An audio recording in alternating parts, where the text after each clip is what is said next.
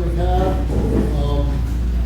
The experience that his host kiln crew has was amazing. I know they love their time together, and I just look forward to meeting them someday. And then Chris Guston, who wasn't able to join us in person tonight, sends his regards and absolutely love the community element that's wrapped up in this whole experience here. In fact, there are several host kiln members that we sent up to his place for his big firing that are going to continue working with Chris into the future because of the experience they've had through the conference. So he was ecstatic and really happy to put together this third show that you guys can check out if you haven't already. All right. And we've got Celine Falucius out in Vermont from Dirt Floor Studios.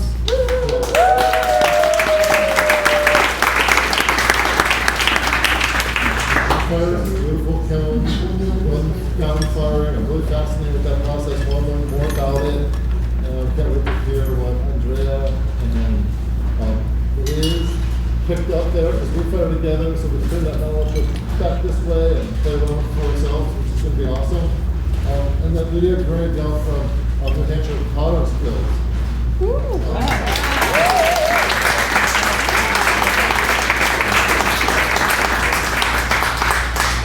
New Hampshire Potter Skills is a really exciting point right now because they're mid-construction of a nice new Anagama kiln. They're working on the structure and they're putting together their order for the bricks and they begin building shortly. And really exciting times coming for New Hampshire. So I can't just say how much it's a pleasure to work with Lydia, who was the point person in New Hampshire Power School for me. And also we're working together in the show.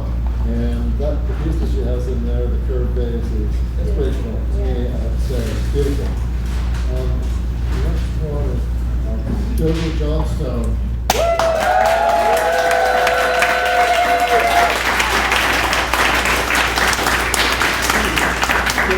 I've heard so much about the experiences that you provide for your crew members up in Maine, and I'm so happy that you joined in, only to find out that you're friends with, Liz and Andrea, and you got, fire together regularly already, and it was just nice to know that, there was this personal connection, and also the experience that I had interacting with you throughout the entire conference were inspirational. Thank you for your support. I love you for all of that.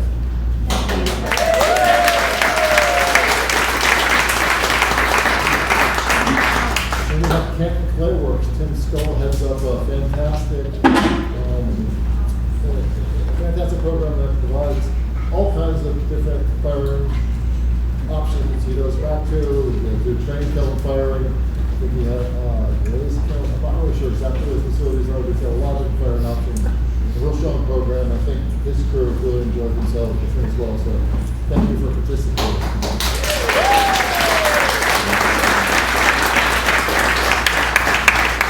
And finally, there's Allison Palmer out in Connecticut. She was able to make it tonight, but before I understand, folks asked fire with her as well. So I'm glad that worked out for the folks from the crew as well.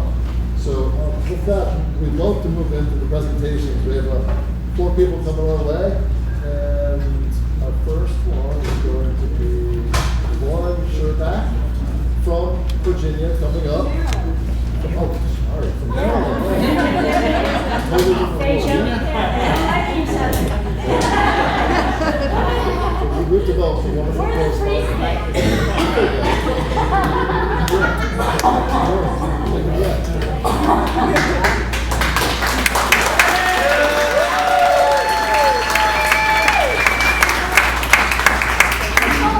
Trevor, you all are going to come off the buzz of being with the group and then hear about how I do it solo.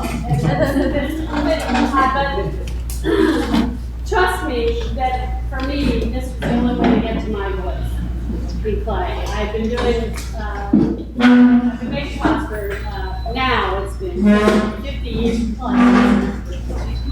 And I studied with great people. And when I got introduced to a kiln, that's the service that Trevor has done, and that's why I want to be part of this, is that it was so hard getting in the kiln, seeing my work in a kiln, and then kind of getting the information I needed to build a kiln and all that.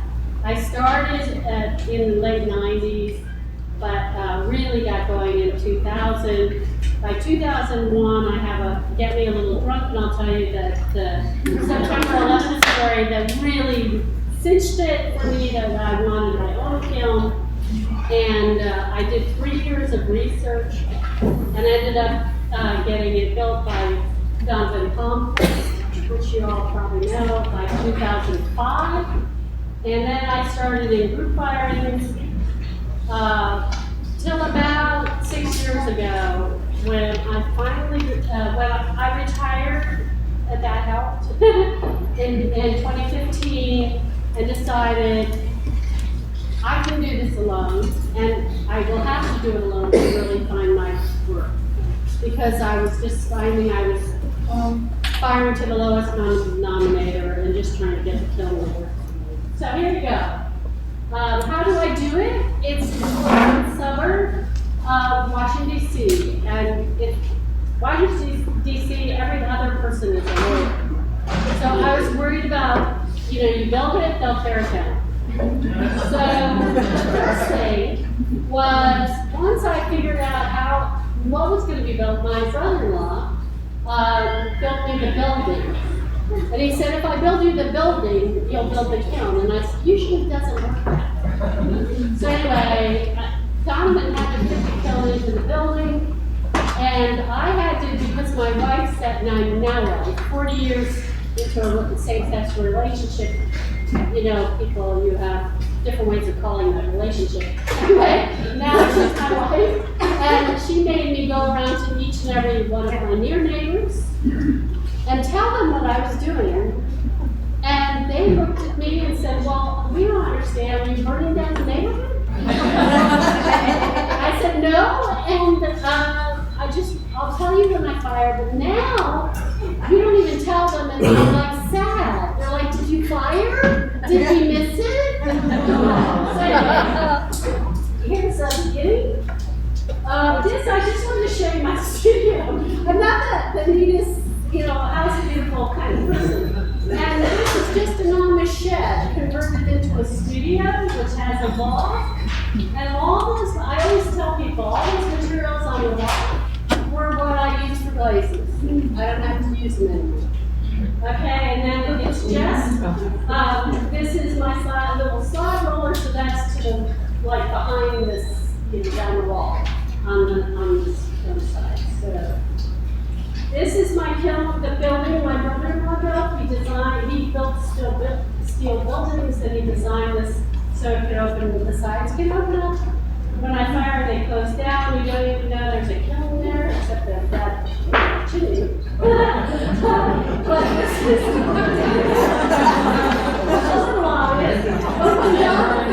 Donovan built this, there was no driveway.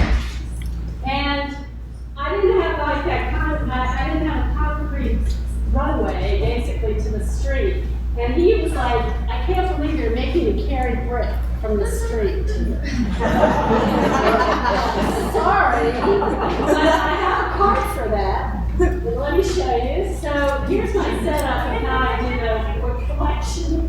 Now I have a driveway, and basically the truck is facing toward the street. And here's my splitter, and I knew you'd ask me, because everybody does, always, about the splitter. It's what he calls a kinetic. It's like a kick wheel on its side. Two flywheels that freely go, right, with a motor that spins them. And then you release, when you want to move the plunger, you just release it and it pushes into the wood. And then you drop it and it releases. It's an amazing thing. I would highly recommend it. It's built here, well, not here in Connecticut, here in Massachusetts. The guy's a genius. Anyway, it's a wonderful tool, and you can repair it, and I have numerous times. I was just scared of hydraulics because I had been splitting on people's properties, and they kick back at you, and I didn't want that, so this kicks away from you. Okay, so there's that. Sword. I now have an overhang. You saw that cardboard. And so basically, the plan is you bring it in, and in my case, I just have spies all over the neighborhood, and they tell me that somebody's cut a tree down, and because I live in a neighborhood where people can't afford to have the wood all the way, they sometimes put it on the curb and I can come and pick it up. Now I have a truck for that, but I used to have it out back, so it is doable without a truck. And I used to follow the electric company around and ask the guys to throw it in the back of the outback. So that's what it looks like. I have a very, as I say, supportive wife. So let's see.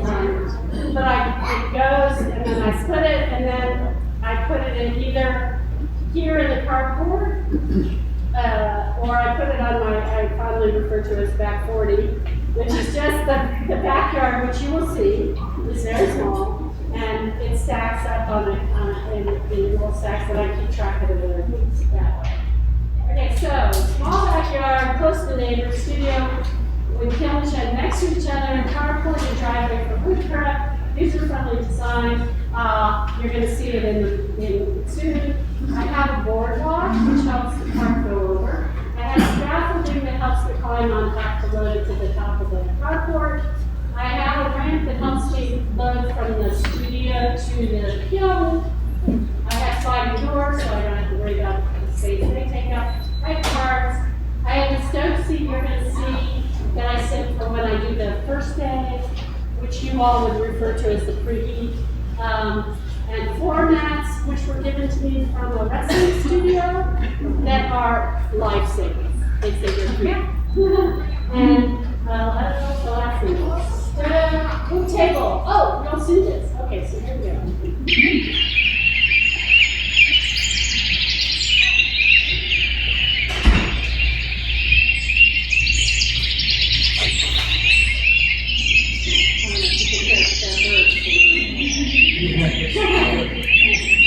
These are my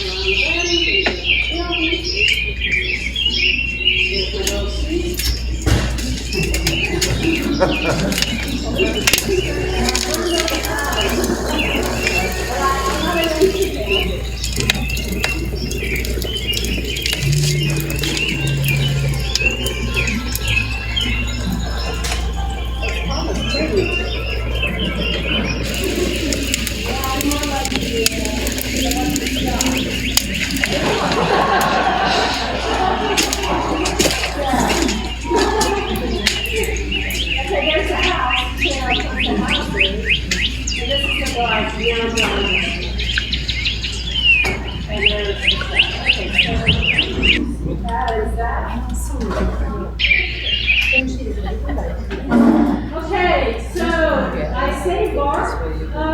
So I stack it over there by the kiln. I have my chairs hanging up. I have my cart, that infamous cart we call the kiln.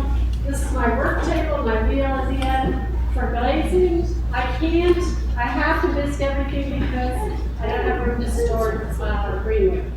I could do it in a once fire, but I can't do that. So all the pieces get this. Move to what you're going to see is the overflow shed, the whole top. And then I bring it back and I load the kiln. And this is beside the kiln as you come around on the door. And this would be where my gloves are and my thermocouple, my this. You'd ask me what I use. This, Eggsy Instruments, is a wonderful logger thermocouple. I can put, in my case, I put 2, but it can take up to 4 inputs. You'll log it on a card, and then you can read it as a spreadsheet or as a graph, and it really helps to see your fire rate in that way. And the gloves and the mirror, there's my mirror. So that's right inside. I should look out and see what's happening with my chimney. And for me, I don't want to smoke. I don't want to show. I don't want to worry my neighbors. So, okay, so on to the next. The loading, as I said, they share a wall. I have a ramp, and here's how I fire it.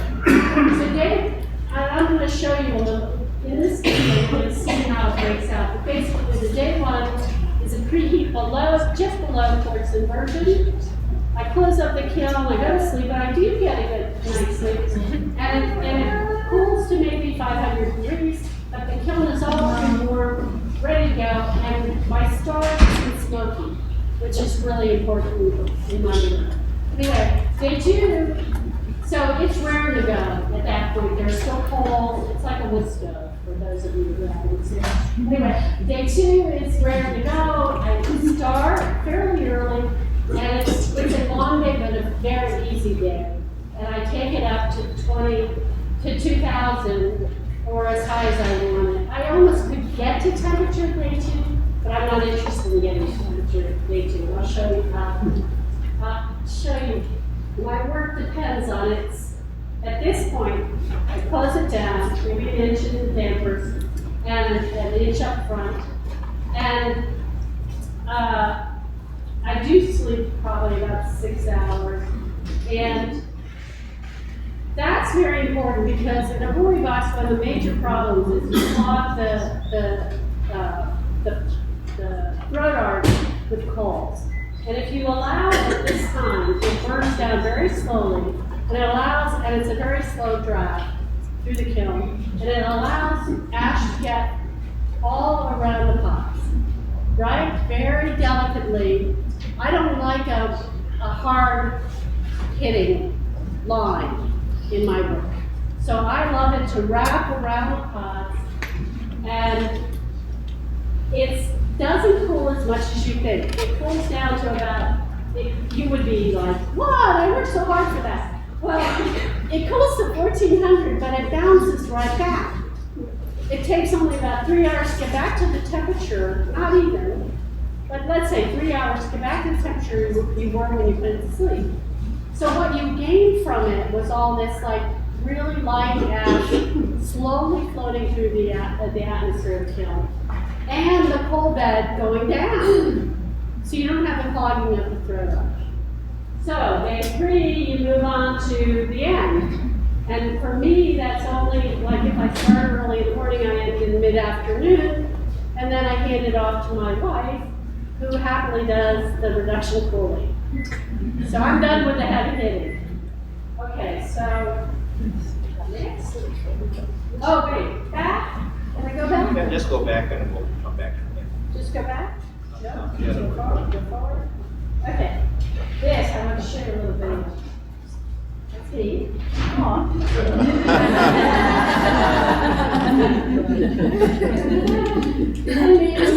I'm trying this stuff. The first day I try to get rid of all the odd pieces, right? All the pieces you all get, but you're like, what?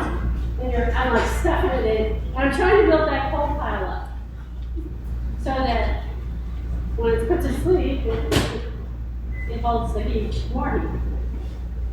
Me stuffing, trying to figure it out. Day 2. This is fast. I don't smoke that fast. You get the gist. And then I have a table. Isn't that wonderful? It is. Yeah, really good. Faster. And I'm like, okay. And that's when I can see the chimneys. And this is day 3. Same thing. Although you saw from it, actually, if you were attuned to it, you saw from the day 2, I got some kickback of flame. And that's telling me I have a lot of coals built up by then. And this is the end of the firing. So by then I do have a lot of coals. And I have to be careful because that's when you can really stall. But I found that I reduced my stalling. Oh, and Mrs. Donovan taught me this. You just stick a poker in there and get them flat on the grate. Okay, so there I am, and it's not usually me doing the reaction pull, but I do it in the lower side strip. There we go, that. And then the unloading, this is my latest firing, just happened in April. To give you an idea, I load very tightly. People would say, how do you get what you get? Well, I don't know. They told me not to load tightly, but I do. And I load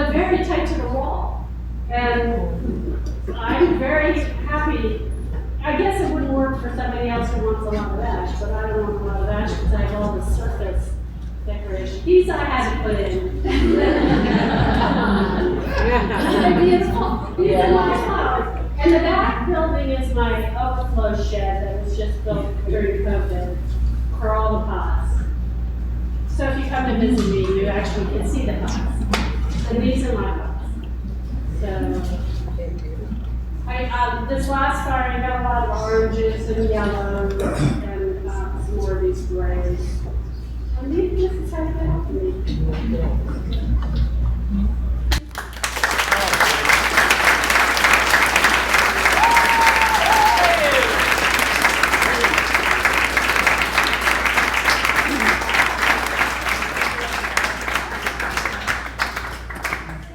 Hey folks, we have our next presenter, Jess Komaromy, who is here from Oregon, who, not so coincidentally, has fired with our keynote, Lillann, in Norway. So they got to, get together again here to fire together here in Woodbridge at my place, and they become fast friends. I've learned a ton from them. I'm gonna do this here. Oh, I need this magic right. All right. Hey, everybody. Hi. It's lovely to be here. I want to thank Trevor. It's been an amazing experience. Get to fire 2 kilns in a really short amount of time. So I'm a little burnt out, but aren't we all? And, so here we go. So a little background for me, I started doing pottery I started doing woodfire pottery about 23 years ago from a little studio that I learned how to do ceramics in Chicago. And I was a little fledgling potter, and my instructor there was like, hey, if you use this other type of clay, you can go woodfire in the woods. And so I was all into that.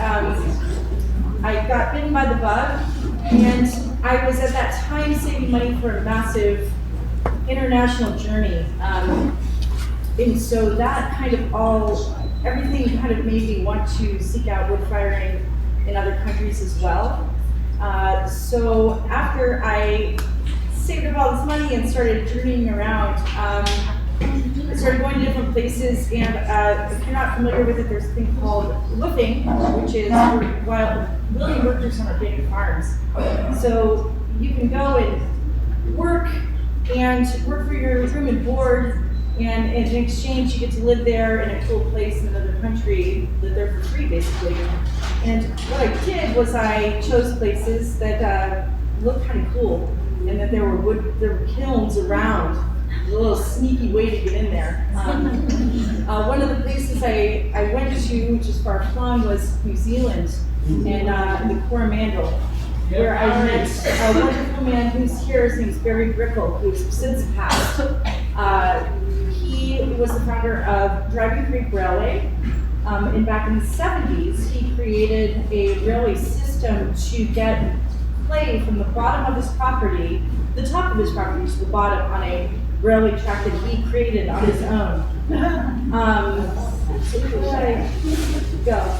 So this is like the early times at the Driving Creek Railway. And he created this whole system to get the clay from the top to the bottom. And he was a mad genius, only threw on a treadle wheel. And it was there that I learned how to throw on a treadle wheel. If you haven't done, I extremely recommend, because it will make you feel like a child again on the wheel. You have to learn everything over. So this is just some more pictures of Barry doing his wacky business. But then towards the 70s, people were like, okay, we're not buying pottery anymore, so we had to turn it into a tourist attraction. So here we have, and so it's a daily thing now, which continues through today, even after Barry has passed. And it's Driving Creek Railway is still going strong. They offer residencies, and I've noticed they're really kind of beefing up this fostering the idea that people should come here and make. So if any of you guys are wanting to, check it out. But it's a beautiful place. Barry's creativity just sings through the entire property. And it was a place that I really grew a lot as a potter. and as a firer. He had waste oil kilns. We had salt kilns. Oh, whoops. There it is. And you can see, like, we hammered this stuff. It was nuts.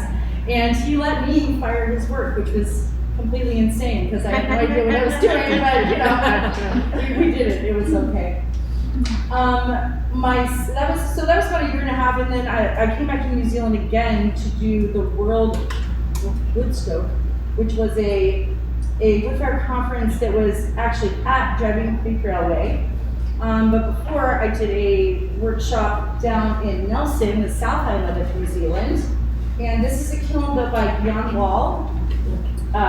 He also built the kiln in Bali at Kjærra. So I went there for this, and it was kind of like a surprise for this workshop. Well, surprise, you guys are all going to be digging your own clay and making it. We do not get our clay in bags. Everything we do here, we're doing it now, and we do not have wood delivered. It is gathered. So that was a surprise, but a really good time. This is just a beautiful view from the. This is normal in New Zealand. You're just like, oh, let's just have this. And yep, this is one of our many trips we took to the coast to get firewood. We're like, okay, time to get more wood. We just made it part of our life, which is super cool. And we had some funny characters, just like made pots there on site, and everything was fired green, which is something I'm really into, and I also encourage because it's pretty cool. That's my work. I'm gonna cruise through a lot of this stuff. So this is like a whole, everything's green. No glaze, no bisking. We're just gonna see what the will of the kiln is, which I also encourage. That's beyond, check things out. We painted a nice little coat on while the kiln was like firing up to seal for cracks and stuff. Nice flipping of the coals there. And a beautiful sunrise on a midnight shift, which is always the best shift. It really is. I'm just going to cruise through it. And we did a reduction cool, so with a bunch of green wood, we were able to get some beautiful lavenders and dark greens and really beautiful colors. It was a fantastic fire. And some other work. And that led up to the Woodstoke conference that was in Coromandel. This is a piece, we all did experimental kilns there. This is a piece by Yuri Weinhofer, who's an Australian potter. And I called it the back pressure machine because, as you can see, you're like, what is it, a big old steaming pile of poo? Well, actually, wait for it. After these like little bits of the sticks like burn out, it was so smoky. The next photo shows. It turns into this amazing back pressure machine. We're all familiar with wood firing, but like when the back pressure starts coming in, that's what we're looking for, right? We're all looking at that lick. We're waiting to see when we can stoke.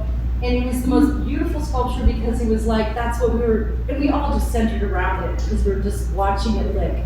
And it wasn't a kiln, but we were just loving it, right? Yuri is a really, really lovely fella. And that's him just loving, we're smoking us all out. And everyone's like, what are you doing here? And he's just having a blast and we're hating it. But we enjoyed it later in the evening. And I love it today. This is Lillann. He's doing this is his experimental kiln for this. This is a smaller version of the one that I would later go and help him finish at Sue Hannah's place in Bendigo in Australia. And that's a much bigger version, but that's kind of where I met him, and he took me on to go and help him finish kilns in Australia later. The bottle style kiln, which is a pretty fun little kiln to fire. What do we have here? Oh, this was the culmination of our conference. Not to be outdone, Trevor, but we had these flaming balls. So there's this piano, and we had these flaming balls of fire. These guys are playing great balls of fire on the piano. Shooting these balls at this giant thing, and as they're playing great balls of fire, we're shooting these balls of fire at them, and they played until they couldn't play anymore.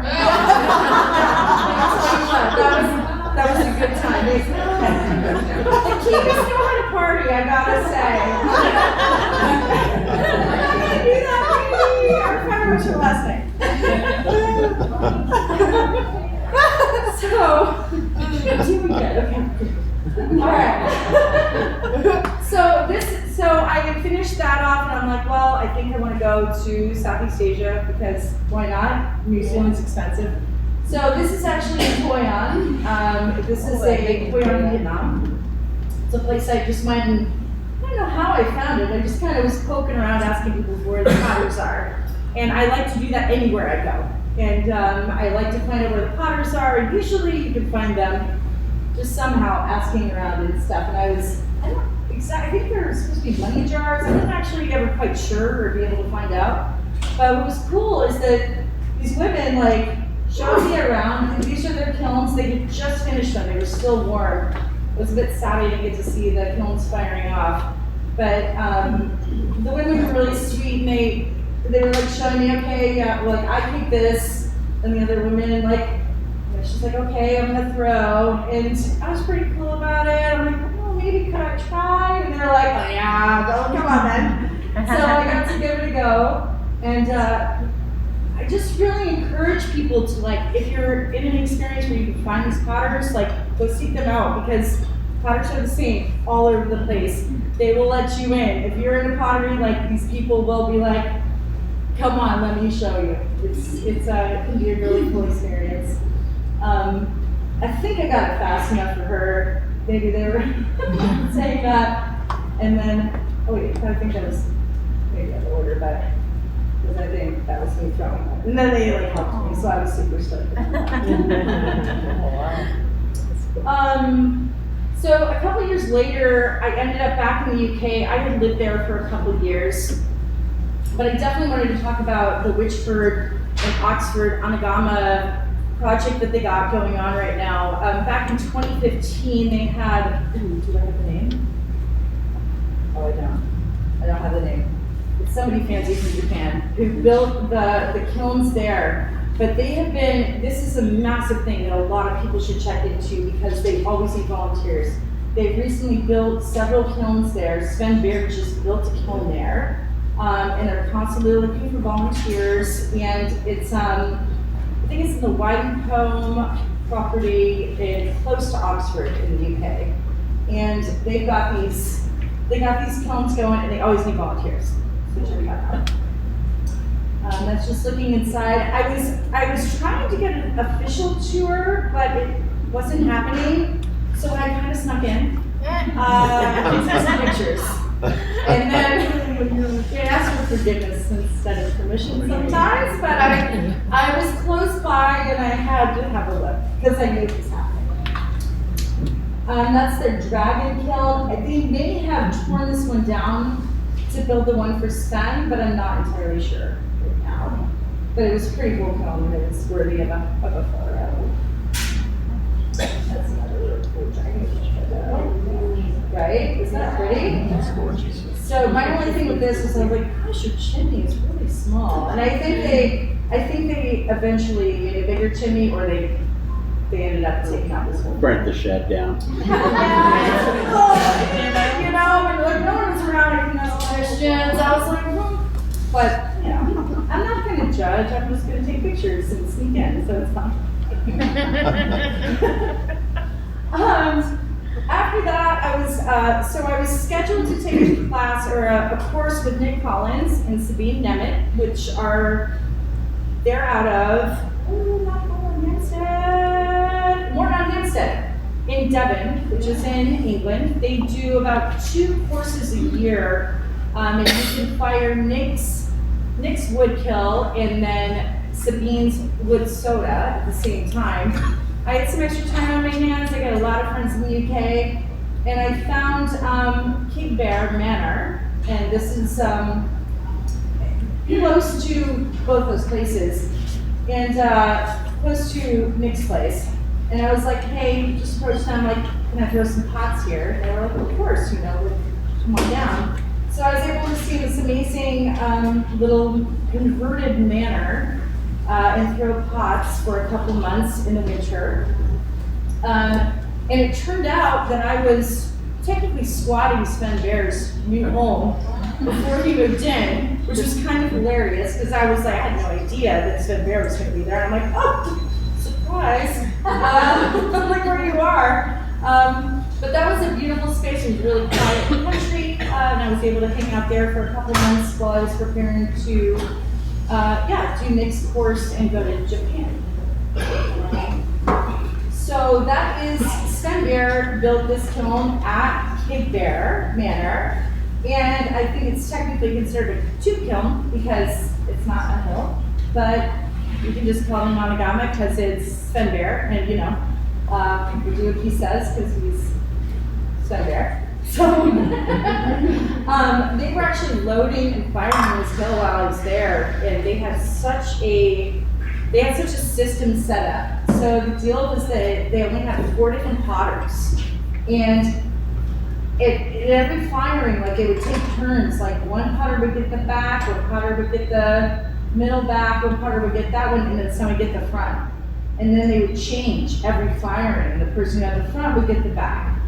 And what's crazy about England is that they have the leach style, so everyone's pots are just, they're all the same. I mean, I have never seen a stack with such symmetry and such just, it's mind-boggling considering like what we're used to. And we've got a little bit of this person, a little bit of that person's, and it's kind of where it's a puzzle.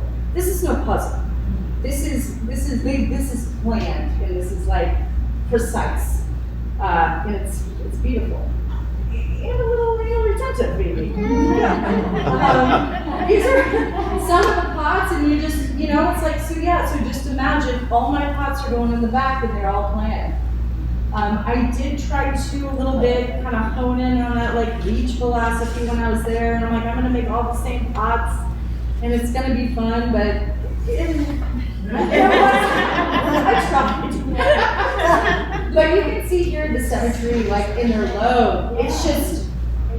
It's crazy. It's just like everything was so perfect. And I didn't take any, I must have, but the pictures in the front, like the teapots, this side, like everything was so symmetrical that it was systematic, and it was just wild to see that.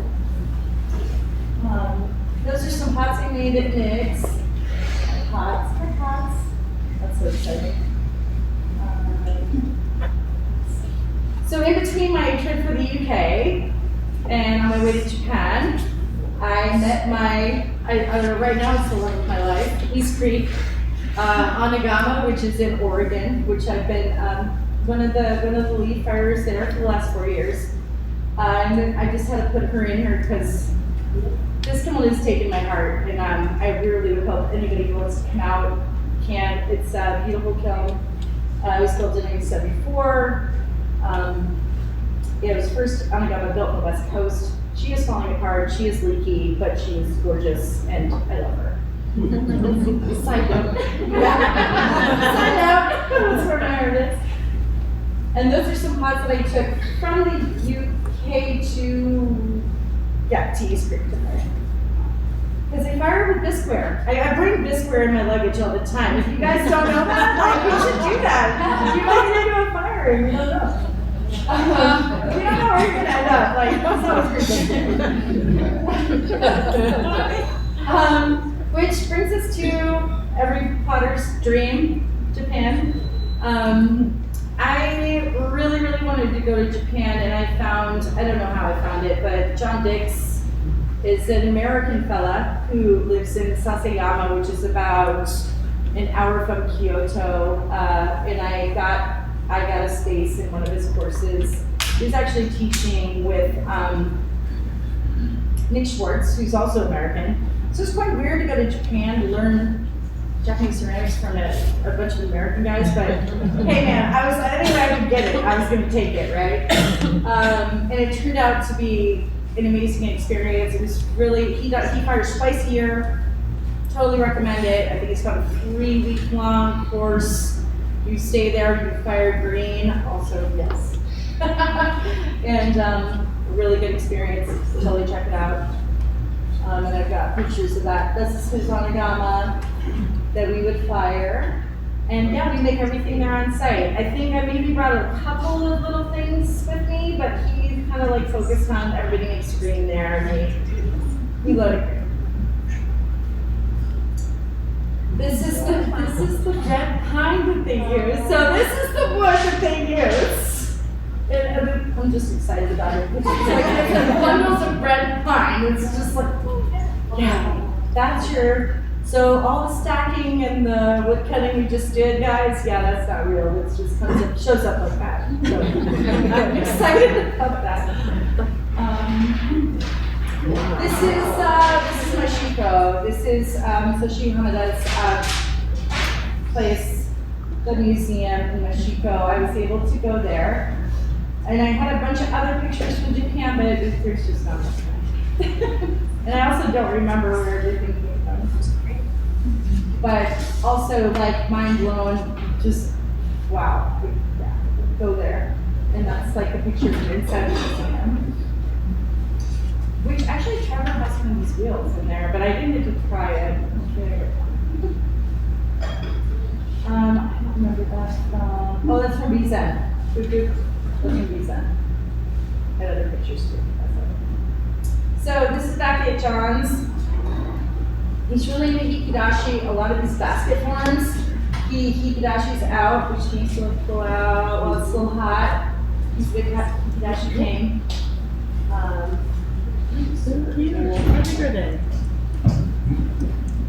And one of the things I was super into was learning how to hand trim, which I nailed, which I'm happy of. How big were they? They're about this big. Yeah, they're about this big. And it's a really cool way that he does it. He does like the ring, and then there's like 2 slabs. We like already have a basket. It's like 2 slabs at the bottom, and you already have a basket. It's a really crafty way. He's an amazing potter, and I really recommend him. Like he's like everything that he's taught me, which is so much. I've just kind of taken what he's taught me, but then gone my other way, like my own way, just taking a little tidbit, and then he's done some really cool stuff. I really recommend him as a teacher or somebody to take a class from because he's inspiring. Really lovely guy. And oh, I'm so over. So much more work. And then that's me firing. Gotta get I'm part of the Anagama. That's me hikidashi. That's John hikidashi. And that's a really cool tanuki. It's so cool! I swear I'm not trying to make this go longer. And then that's our results. It's really good house out there. And that's John and Nick Schwartz. Nick Schwartz is out of California.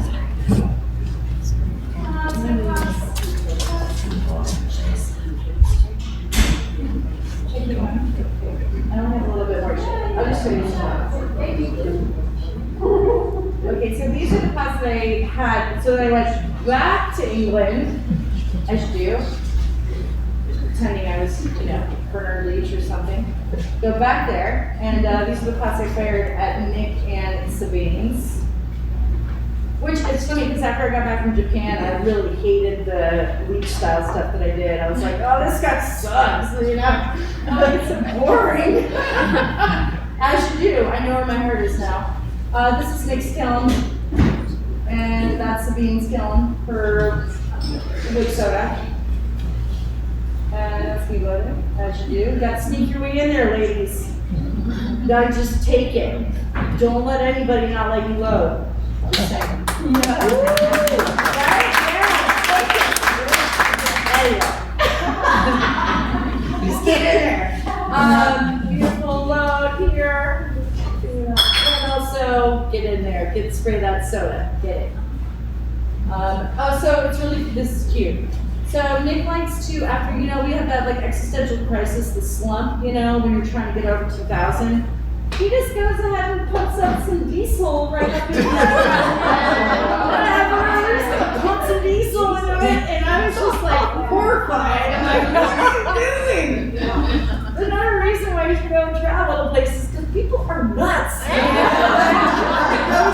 these guys are doing. Like, it's so fantastic. You just learn what to do, what not to do. If you're that sort of thing. But the results are pretty cool, and they were really lovely people. It was pretty chill. Lots of pots. And I was talking about pots. There's some pots. And then after a while, after playing COVID, I was like looking on the internet one day. I'm like, you know what? I saw a lovely, lovely person who posted about a clearing in Norway. And I was like, you know what? I want to go to Norway this summer. And I actually contacted Lillann and was like, hey, do you think I can come to Fire and Kiln with you? And she was like, absolutely. And this is Lillann's kiln in Norway. That's one picture I have. I have one more here. And it is a massive kiln, and you should go fire it with them. It's a Kiichi kiln. I'm sure she'll talk more about it. But it was a beast. It was massive, very tall in the middle, and a lot of woods, a beautiful river where you could get salmon that were like as big as your body out of it, and it was a fantastic experience. And I recommend that to all. I made a friend who was like, no, this is well again. Yeah! Besties! Anyway, that's been really cool. But that was really fun, challenging firing just because of how big it was. And I've never really fired anything that big before. But it was a good time. So next, after my big trip here, I'm heading to Bali, to the Kjærra Center for Ceramics. My friend Bruce is going to be teaching with class in September. I'm not actually participating, but I've got studio space for the next couple months. So I'll be there for 4 months at Kjærra, making pots, making bisqueware for the next fire. And yeah, if you guys want to know anything else, come and get me, but that's it. I love you, go travel.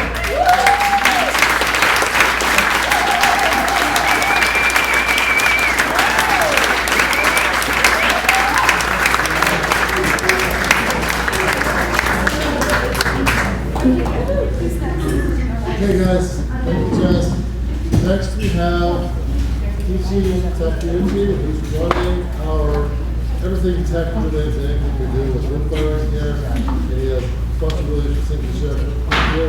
But I just want to mention that he's also a valuable crew member here at Woodbridge and Kjærra. This is with us. He's been at least half a dozen times he's fired with us over the last couple of years. And it's greatly appreciated. He's an example of people bringing their expertise that's kind of to support our experiences here and is enhancing them as well. So thank you.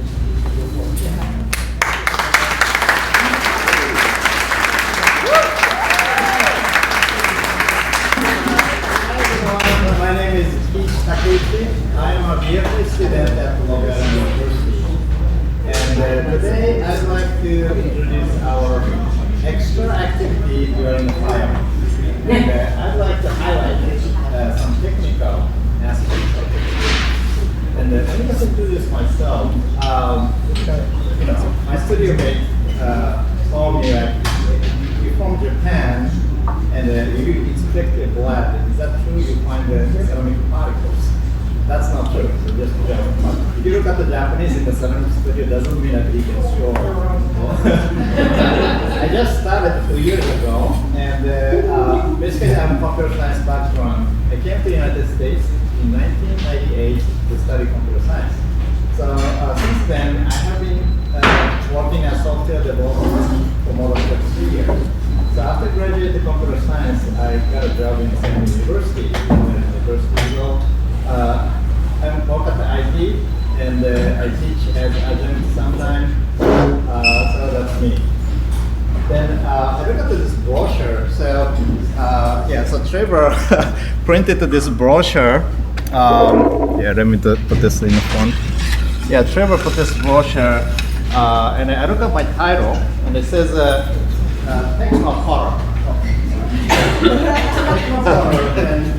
And I don't know what that means. Like, and I asked Trevor, what does Technocolor mean? And he says, I don't know either. It just came into my head in the middle of the night and decided to print this. So if you look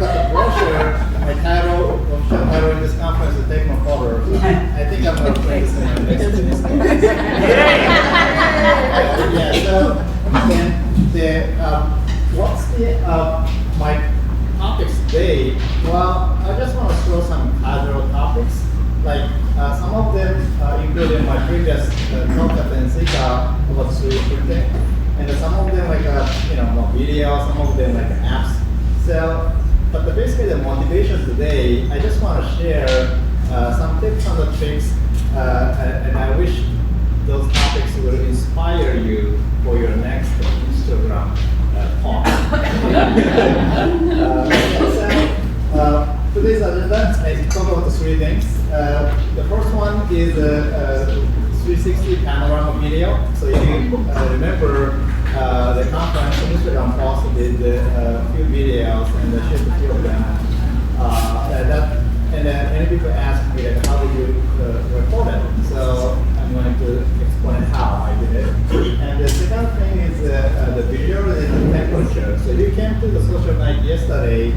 We have the computer set up in the barn, and that's special thanks to Mike. And I want to just explain how we work with the temperature there itself. The third one is hidden here, but I'm going to talk about the capturing Anagama in 3D space. So it's an app, and it's very easy and free. I'm not trying to sell you something. So I kind of connected, curated all my topics to the keyword 3D. So let's get started. 360-degree panorama video. This is my hobby. I take this camera everywhere when I travel, and of course when I fire the Anagama, I take this one. So my side is the video I posted for the conference Instagram. And basically the camera is this. It's called the Insta360, and this is the camera.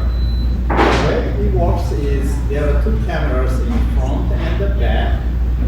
And when you just hold the camera, it records the both side and the digitally stitches 2 videos together.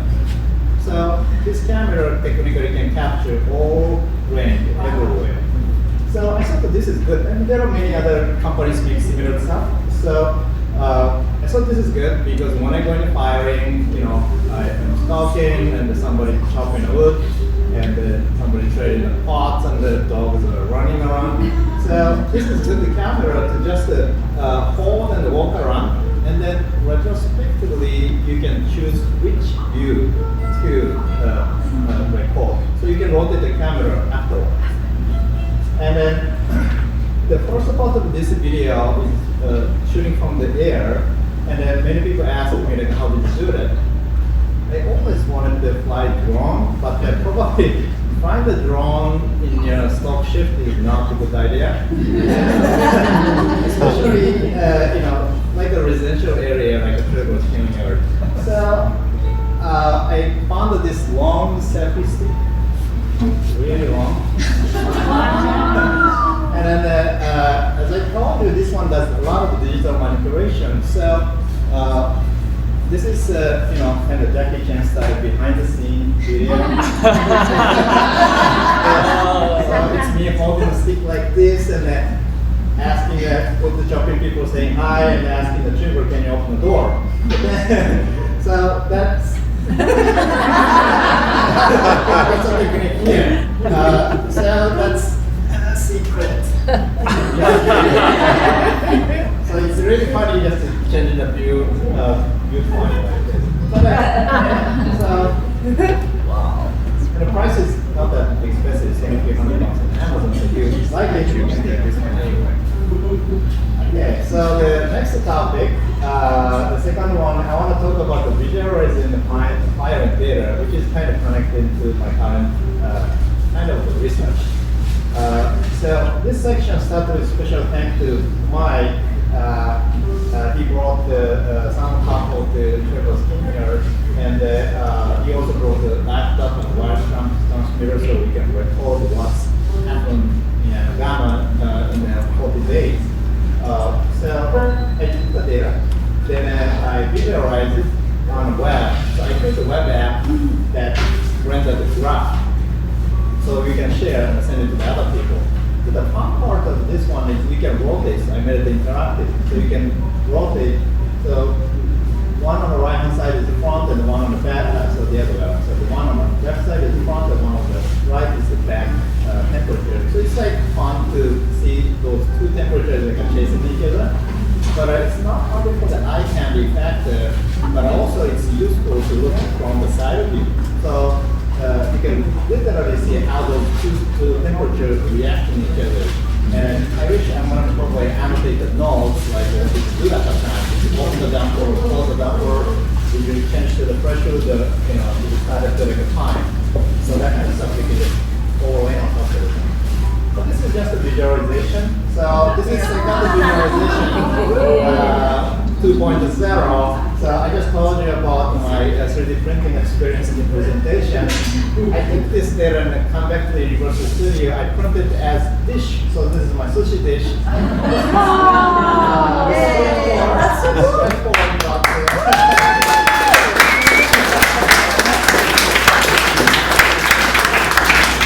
Imagine like I'm going to throw in raspberries traditional oribe and do some iron ox brush over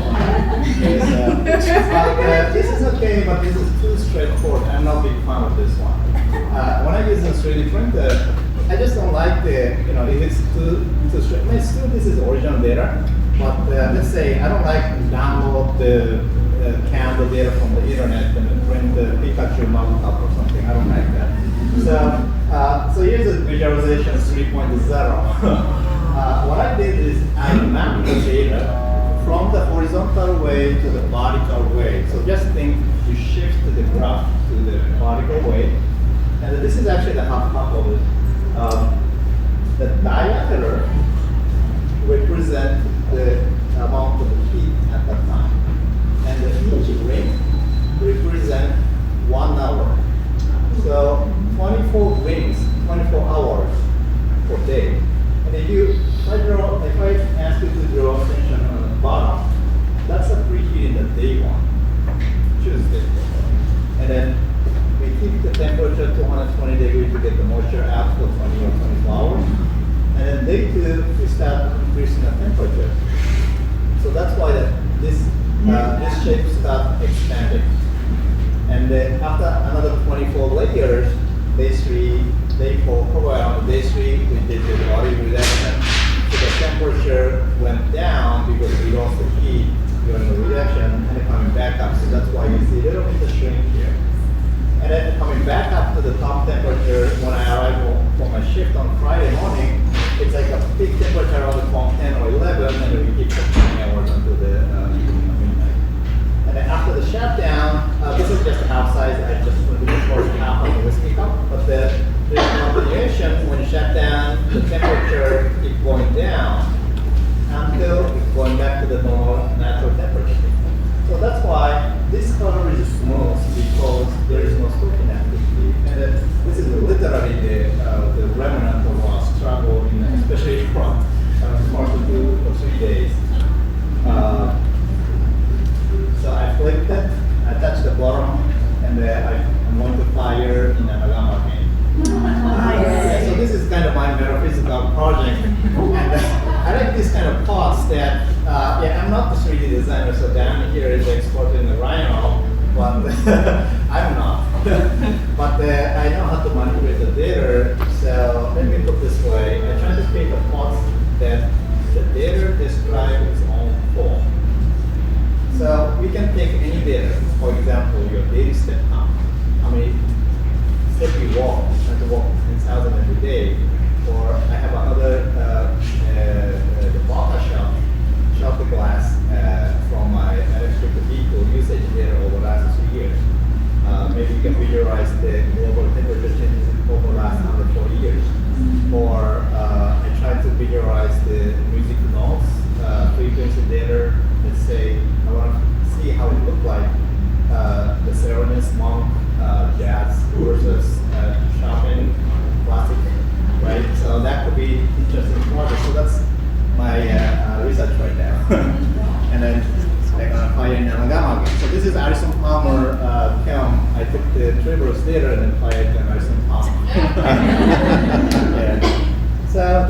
section, you're gonna sit down and sit back and relax. So now I'm kind of convinced to maybe, talk to Jess and, let her scan counts when she's submitted to the other site. But this is my next hobby. I started using this app called Polycam. And there are many apps that you can scan the object using your phone. And because of my profession, I have some excuse why I had to pay so much expensive phone. iPhone Pro, if you guys wondering what does Pro does, the Fossepark is extra cost for the better camera and the better sensor. So this camera actually has extra sensor, it's called the LiDAR, L-I-D-A-R. And this is, the sensor just emits the electromagnetic wave to measure the distance from the camera to the output. And then the app company, so I kind of retired from the app development and I'm doing the real now. But they made a very nice app. It's called the Polycam 5 scans are free. The middle part, the video is the scene that I'm capturing. So when you pull the camera to the Anagama, this is Anagama, the trigger is Anagama. And it's like a little blue area. That's the remaining area to scan. So it's very easy task. You hold the camera and you just move around until you get rid of the blue remaining area. And the right hand side, I'm just showing like how it's processing, so all the texture and the structure get captured. And when you render it, it goes like this. Wow! Yay! If you go to the conference website, I think you see some pictures of this one, and that's a stemma wall in the back.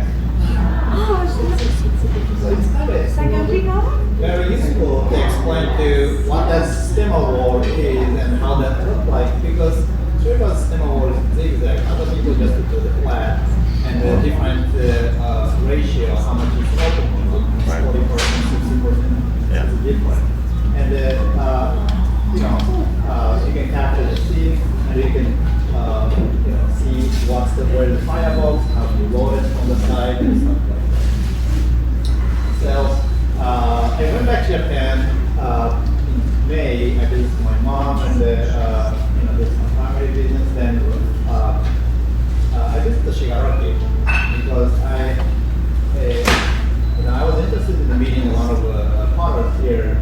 His name is Kjærra, and he's kind of famous for the shopping video that's viral on Instagram, but makes a really interesting talk. A few plots are available in the New York City gallery, so I went to take a look at it. So I wanted to meet.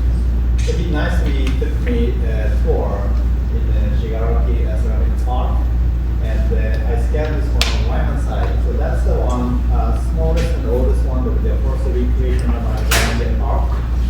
When he started in the 1990s, he told me like Peter Baltas was inspired this one, and Jeff Troy said he inspired this one too. So I'm sure that many people inspired this one. This is the small one. This is another one. They have like a dozen of them. I'm not sure if here. So that's the Disney World for this is Anagama. It means like a heavy snake. It's a heavy jab. It means like heavy. It's a long snake. It's not Naborigama, but it has kind of like a incline. There's wider one in the middle. So technically, it's like a two-chamber lead fireplace there. At this point, let me pitch something because I'm facing a many characters. So the benefit of this one, so let's say you record it and capture it, you're going back home, then what you can do is you can measure. So this is precise measurement. Remember the LiDAR, the sensor, right? So when you're moving around, I want to measure how far from the chimney, use the ruler tool, from the chimney to the firebox, and that's 32 feet. Oh. And then when you rotate, let's say you want to measure some area, right? Let's say this firebox is pretty big, and how big is it? You use the area tools and the tab format. So this is about 5 by 6, so it's about the size. And I wanted to measure the height of the firebox, and it's about 4. And then way you rotate and fix the model of the figure. So this is quite good tools to share the actual architecture of the town. Then I went to the Kjærra, so there were some slides. I'm going back to all my collections right now. Hawaii Conjurers Museum, preserved in Anagama. It's like 8 chambers. You notice that the top is open because I'm short, so I couldn't. It's a museum run by the family, and they kindly gave the permission to share the pictures and the conference. So I mentioned about this conference and give my flyer this techno-photo. And when I come back to the US, Trevor texted me that, hey, Kiichi, let's just visit the big Anagama in New Jersey, John Rankin and Anagama, and we just did this in the last day of hiring. And I didn't capture the interior because it's the last day of hiring, so I couldn't capture inside. This is my ticket of this conference. I from Thomas, Catenary Arch Helm, and she told me how to vote, and I was able to vote, so I learned. This small one is one of participants in our camp. He hired by himself, and this is another small camp in the US. The last one is my previous firing in this month. Komaromy, Detroit, Fingered, and Pennsylvania. So this is. It's very long chimney there, so that's nice one. Yeah. And so this is my last slide, and I want to advertise my next project, which is anagama3d.com. I'm trying to collect all the scanned data here and to share with people. And there must be a lot of film builder or film visitors, or just get a permission from the owner and then download the Polycam, and you can scan your Anagama or any fire cam. I would like to share the data. And since this is a 15 minutes demo, I can't show the full walkthrough. Let's say how to clean up. What about if I capture some other stuff, other remote, I can show you. So feel free to text me or email me. I'm really love to help you with that. And yeah, so that's my website, next project. Thank you for listening. My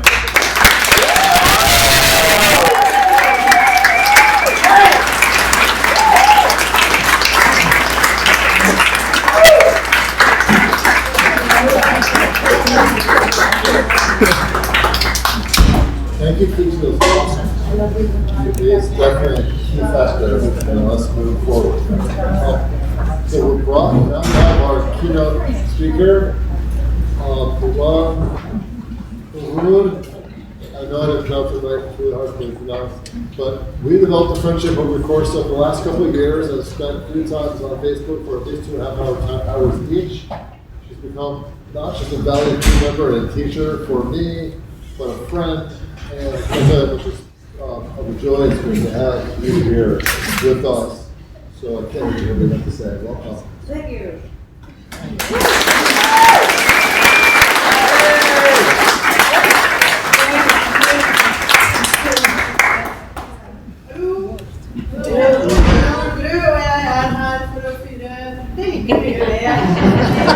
Mange flotte, store ovner. Og jeg er veldig glad for å være her.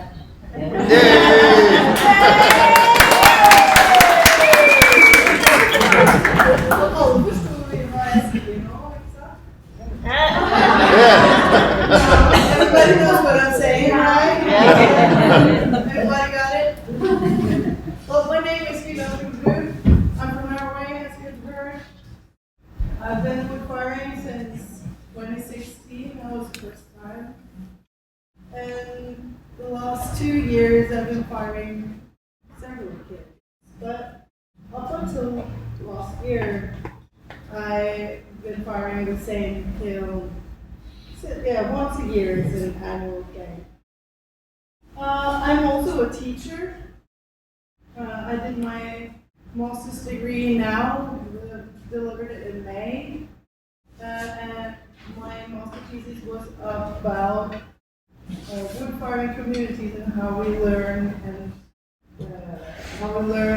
get knowledge and how we share knowledge in between each other to make woodfiring possible and to have fun and grow and keep on firing those kills. Yeah, so that's what I did.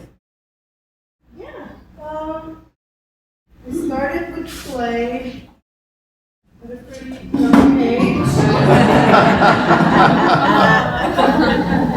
This is not the first recording of me playing with clay, but the other pictures were a little bit different, and I thought that this one was the cutest one. That's me at the beach with my cousin. We found a clay hole and immediately just dived right in. And I still like to do that, but I don't have any pictures of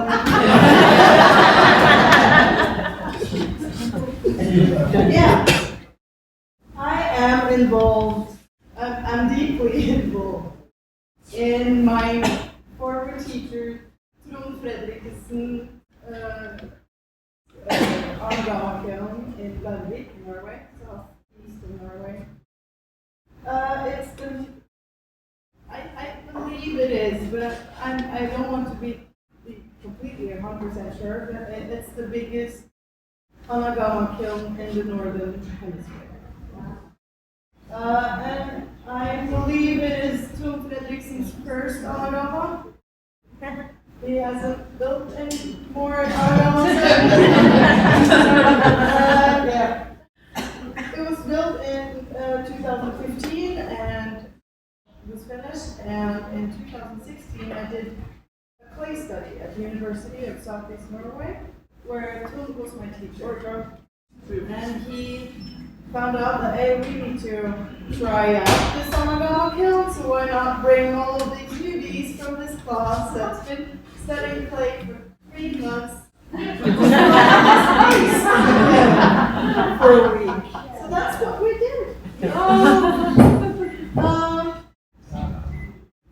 I got to know Trevor through Facebook. That's how I got to know Trevor. I posted on different places like Facebook groups, interest groups, that I in this struggle with the master thesis. I wondered if somebody wanted to come and join me and participate in my master. And Trevor replied really quickly, and we had like a 2-hour talk online, FaceTiming each other, and really hit it off. He's a wonderful guy, and we had the same kind of thinking when it comes to sharing knowledge and this ancient type of making stuff, you know. So yeah, we participated. I got a bunch of data, way too much. If you guys wonder how much, well, in a master thesis you can have 1 interview and a survey. I had 9 interviews, 8 firings. I had a survey. No, I had 3 surveys. A great number of notes from all the firings that I participated in. So yeah, it became a pretty big thesis with no conclusion, but that's how you do when you got too much data, you know? Next time. Well, I'm from Norway, and just to make clear how big Norway is, I put it in New York City is where Oslo is, right here, right? And the rest is, it's not in the States, it's up in Canada. And that's usually how we see Norway at home as well. There's a south side and there's the north side. And then, all of the northern people call us southerners, but not in a good way. Not always. But yeah, there's great people. We are about 5.8 million people. So it when I came to New York for the first time, I looked at the building, I'm like, that's the biggest building ever, and it probably will fit that amount of people that's living in Norway. Yeah. So the kiln that I'm going to show you the pictures from the kiln as well, of course, but just wanted to show you where it is. This is Fossepark, where I met Jessica. This is where my family is. This is Oslo. This is where I live. I don't know why those fall off there. Yeah, the Olympics were here. Do you know how many? 1994. Yeah. I watched it. That was fun. All of those trolls coming up from the ground. That was a fun thing. Yeah, so that's where the kiln is. You can take the ferry from Denmark straight up there. Here, I think it takes about 4 hours from Denmark to there. It's a really good place for Danish potters to come join. And I'm going to come back to that after a while. This is straight next to the kiln. Wow. So this is Fossepark. How lovely. That's where we keep our wood. And there's the kiln. And that's my mom. That's my coworker. My colleague. Studying companion.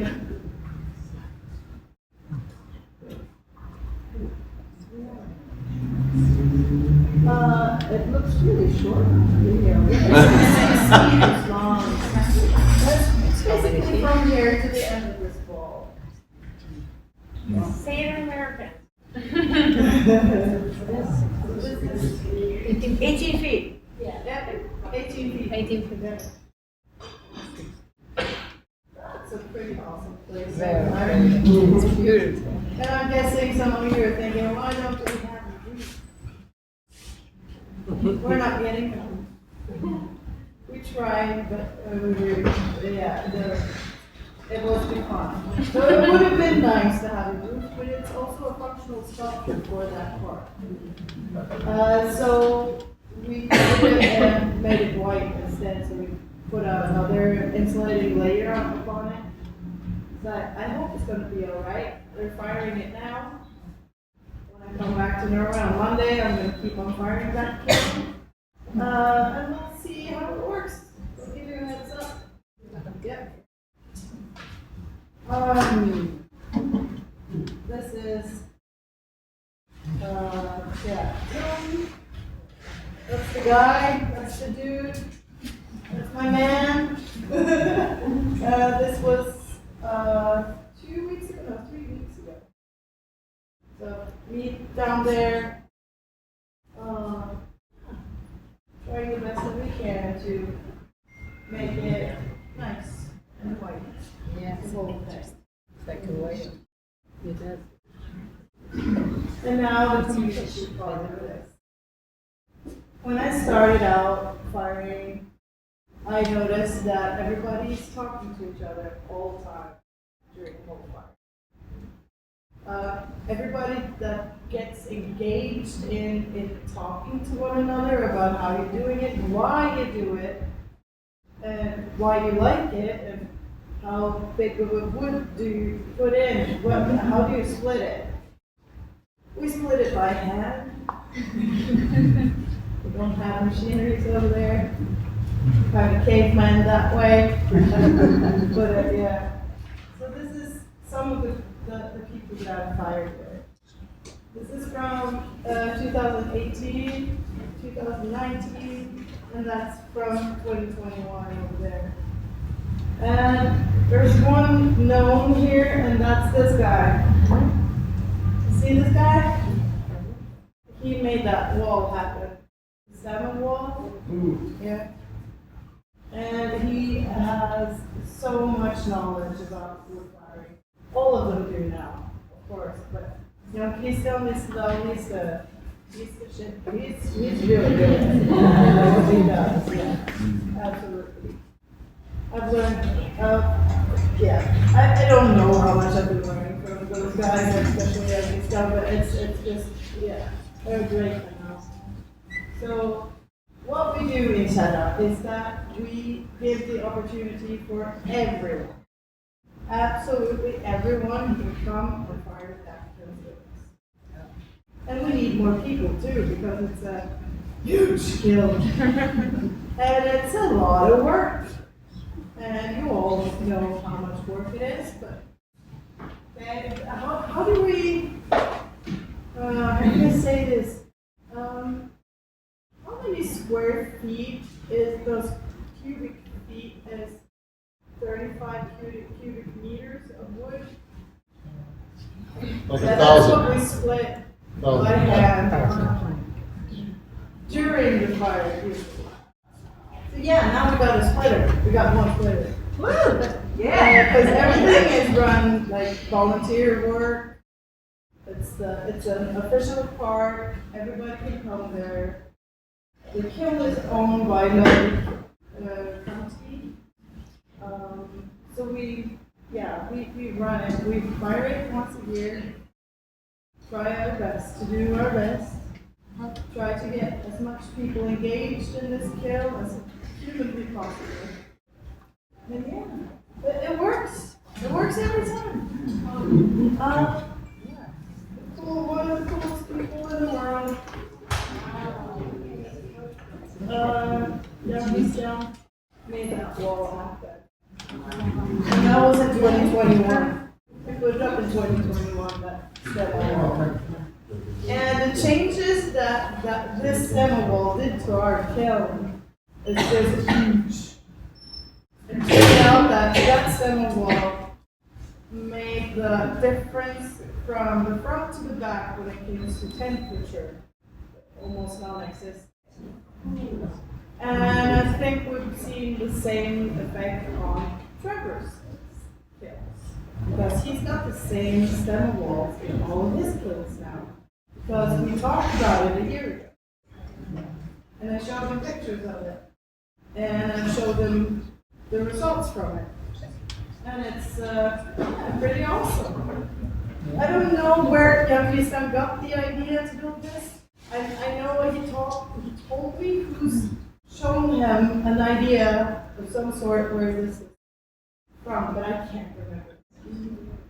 But yeah, Jan built this in 2021 in our town in the back part, and it works like that. This is last year's firing, before and after. The lady right here, that's Ulverud, is the same size as me. And we got more rooms. We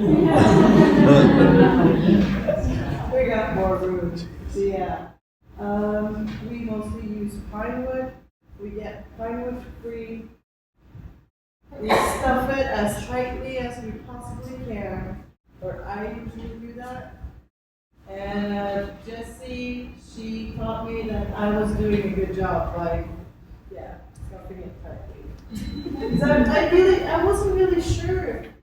There was several people coming into our groups, and several people firing it and helping out, and there's a lot of different ways of doing this. You can never really know for sure when you're firing a kiln once a year if you're doing a good enough job. Jessie told me that this was perfect, and she really helped me out with the whole stacking of the kiln and the idea of how to do it and what kind of philosophies you have in your head, like a river through rocks, She really helped me with that. And yeah, guess who That's from last year. We started out as 17 people in that group. And I think it was like one more day of stacking the kiln, we got folded. So 3 people just didn't want to participate, and I totally get it. And the rest of us was like, okay, We just have to wait and see who gets it. We managed. I went to a music festival for 3 days. I came back with COVID. Yeah. So Jessica, she took over the whole thing. And it was amazing. She did a wonderful job with kicking off that kill. It was just awesome. And I think without that lady, that kill wouldn't have fired properly at all. So here's to you, Jessica.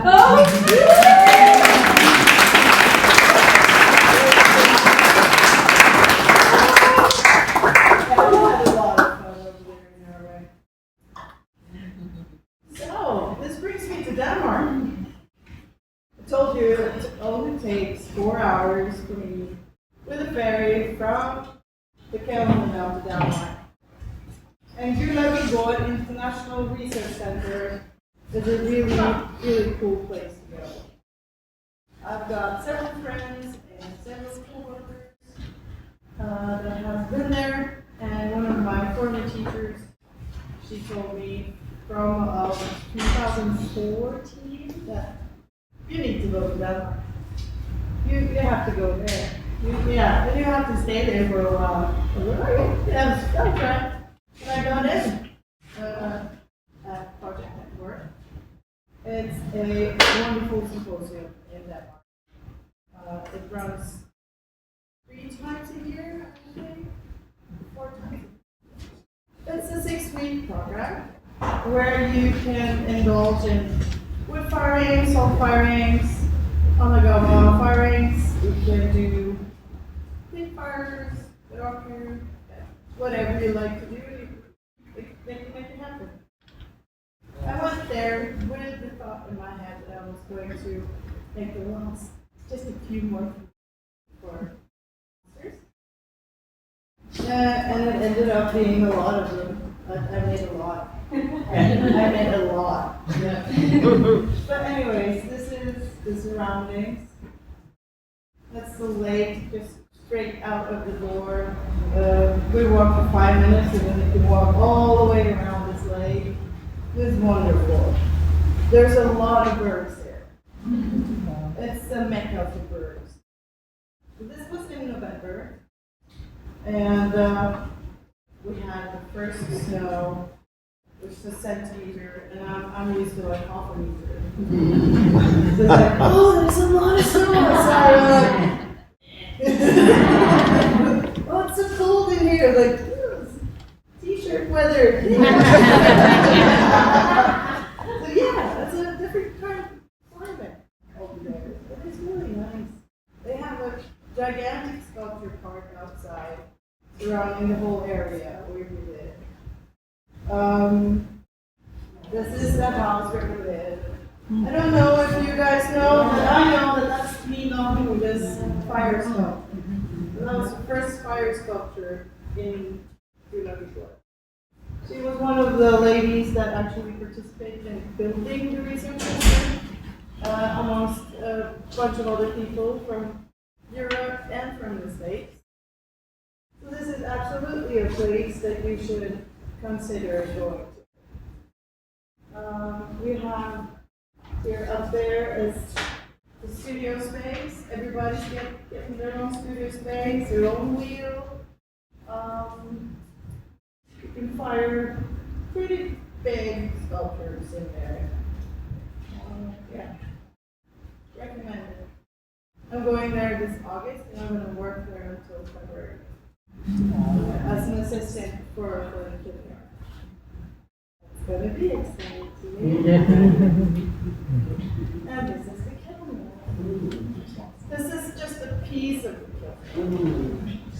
So they've got a quarter box train kiln. They got one super easy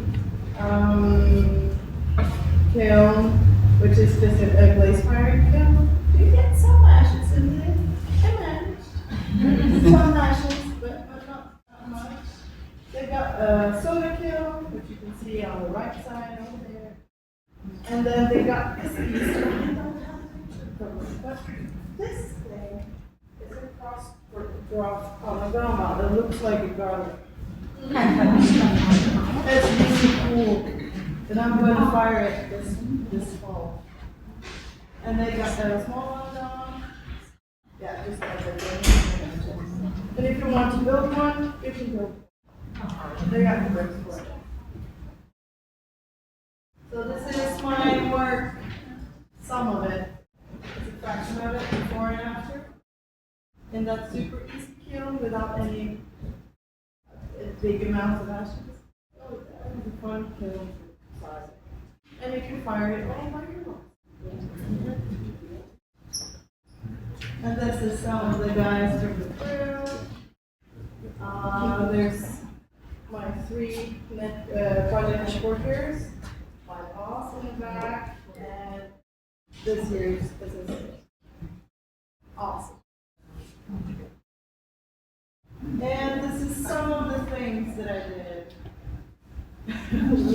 in 3 weeks. So I had a lot of fun. And I got tendonitis to show it. And as you might see, I'm a hand builder, so I build everything with pinching and coiling. I don't use that much slab technique, but yeah, I can do that too. A project at Woodbridge during the symposium was to try my best to engage people surrounding me to join in and give their inspirational thoughts or their touches to my thoughts. So all of my sculptures that I did down there is has a touch of every potter in the studio. So what I started was to make small sculptures, easy to make, just a shape, nothing fancy. And then I gave it to them and told them to squeeze my pot. Gave them 100% freedom to do whatever they wanted. And one of the sculptures that I made afterwards with those plots as the inspiration was vase. And it was photographed by a Danish ceramics photograph expert. Yeah, he's really good. He photoed our plot. My final little thingy. See, that's a fraction of my exhibition. I had a lot of fun making all these things. For the woodfiring in St.Paul with Jessica, I made over 300 pounds. Because I wanted to, my original plan was to try to analyze it like visually, how the film fires.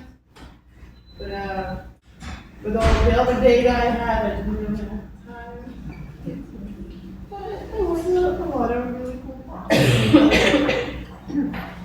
see, I think we should push it on the screen. Let's see.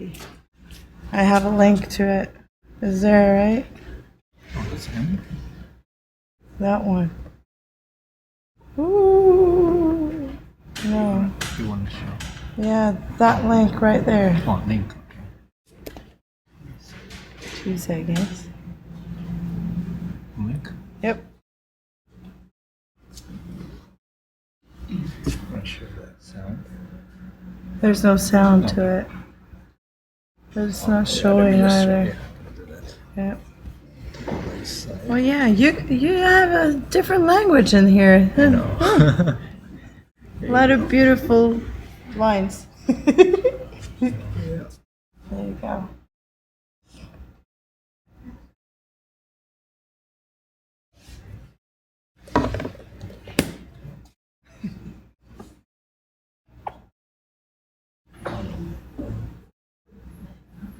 That's how it went. I put most stuff. I tried to make some bases inspired by the shape of the Anagama kiln. Some of them turned out really cool. Some of them like I'm making it away. Yeah. I like to experiment with different clay bodies in the same. I really enjoy it when different types of clay actually work together. There was a few people that had told me during my education that mixing clays in the same sculpture when you're hand building is not a good idea. And we found out that's my punk rock thing. Yeah, I'm just gonna keep on doing that because I really like it. I really enjoy it. That cup right there is got so many colors. Yeah, it's really nice. Yeah, I'm really happy.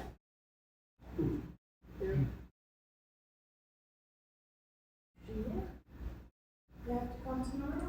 And fly with me. You get a lot of space in there. And we got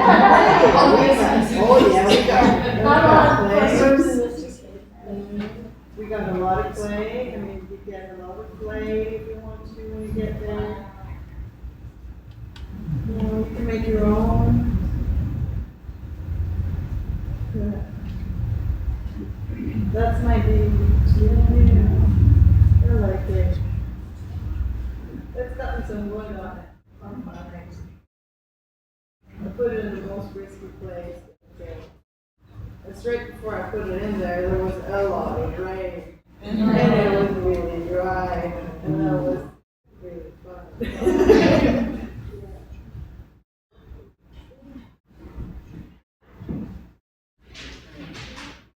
That's it.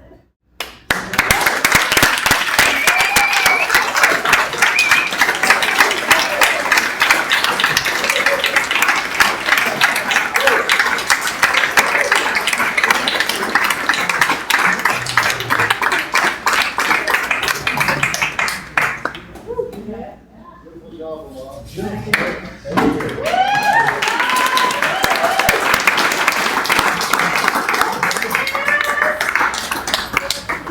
Talk to me about or ask me any questions when it comes to knowledge sharing and why that is the most important thing you ever do with being a potter. You can talk to me and we can talk.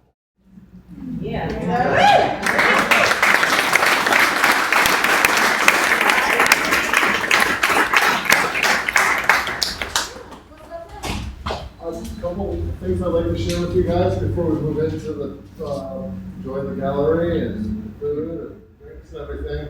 One really big part of this conference involved committing to 10 full scholarships to the conference.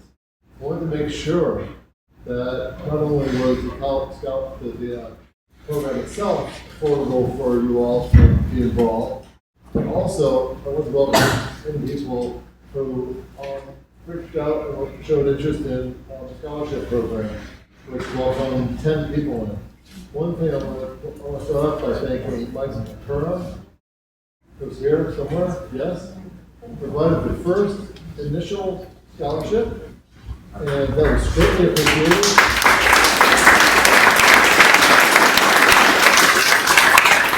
That scholarship was Sinclair Marie, who had a family crisis that didn't allow her to actually participate.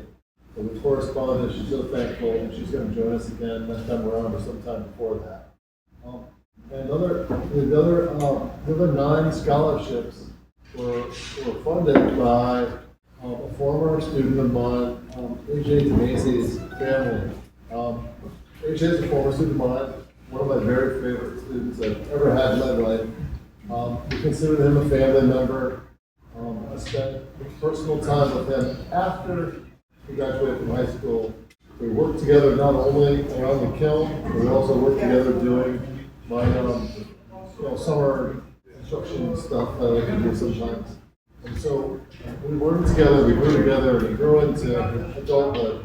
We developed a pretty deep bond, and we shared a lot of really important things about life. I share my perspective on how I see things progressing throughout life, and the kind of ideals that I ascribe to myself as a person, and the conversations that we had together were meaningful. It was a two-way street. all the way. Unfortunately, we've lost AJ, and his family has been involved in a charitable fund that's developed around AJ and the celebration of his life, with both his love of hockey and his love of pottery. Pottery's the thing that he was able to continue developing and engaging in around the kiln yard at my place for several years after high school. 7 or 8 years after high school, he stayed involved with these firings. In fact, the company that Kiichi created that 3D model of, AJ was actively involved in the construction of that.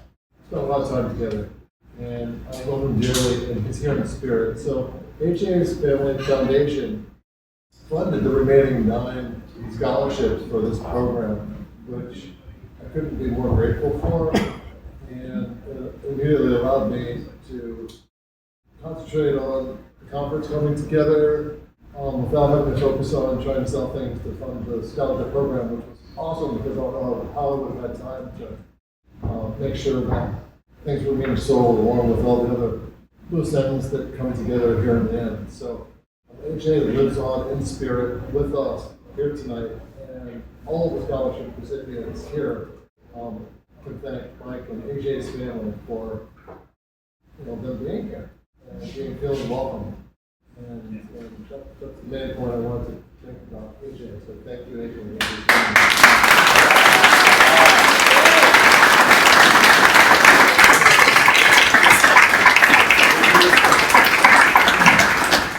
AJ's mother Margaret is here today in yellow.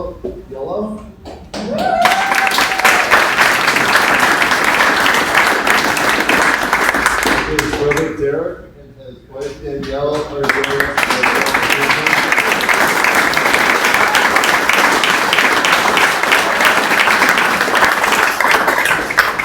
And I will continue to grow that relationship and have with you all throughout the rest of my life, because AJ is such a special soul. The other thing that I'd like to mention is that my parents are here tonight, and my mom is a crafter. My dad's a minister, and my mom is especially involved in all things crafty. She does leaded glass, she does sewing, she does cooking, pottery, the list goes on. The list goes on and on. Her latest endeavor has been perfecting sourdough bread.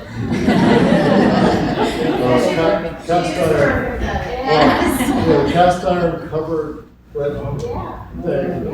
The crust is perfect. But one of the things she got into these last few months was really developing an idea that I had, which involved studio practice.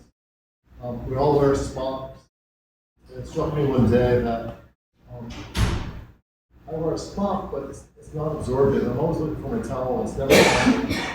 And so she crafted some terry velour smocks.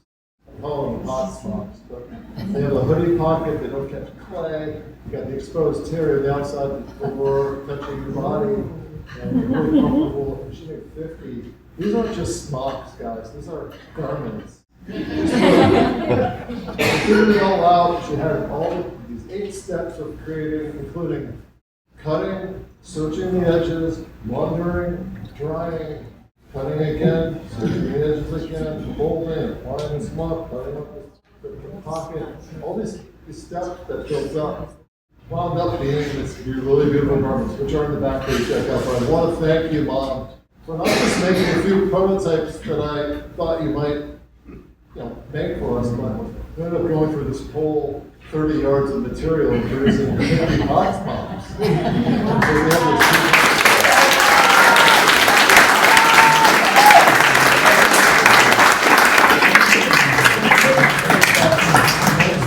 now it's time to enjoy the artwork, the drinks, the food. The Zeno Maciates has put together an amazing palette of not just pots from our family collection, which I hope you guys can enjoy. These are serious pots sitting here in front of you guys. This is a whole other gallery collection right on the table. I think there's definitely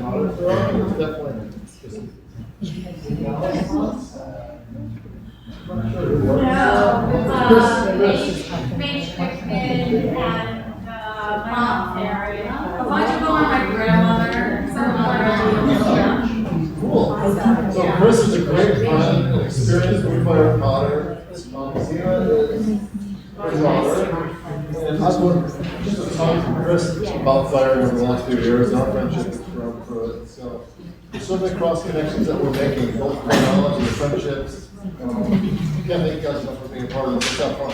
Hey, I'm gonna stop us and just say, Trevor Youngberg, from all of us here, I'm speaking for all of us, sorry y'all, but this is just incredible. I feel like we've been so inspired, that literal fire, kind of in our hearts and just bringing us together as a clay community in ways that really having that vision, and being just that team leader, that soul that can just cause us to want to share and interact and be so much more for one another as friends, as artists, and as professionals. So.